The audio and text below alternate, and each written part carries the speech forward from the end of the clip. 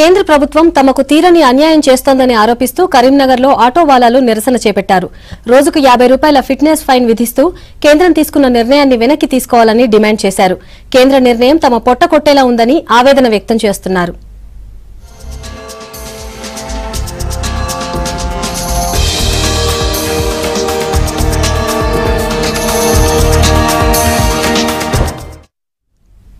కొత్తగా తీసుకొచ్చిన common pension scheme ను వ్యతిరేకిస్తూ కరీంనగర్ కలెక్టరేట్ ముందు ధర్నా చేశారు టీఎన్జీఓలు.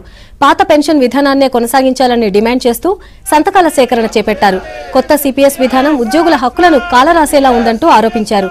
ఈ విధానాన్ని వ్యతిరేకిస్తూ మార్చి 8న జంతర్ మంతర్లో నిరసన దీక్ష చేపట్టనున్నట్లు ప్రకటించారు.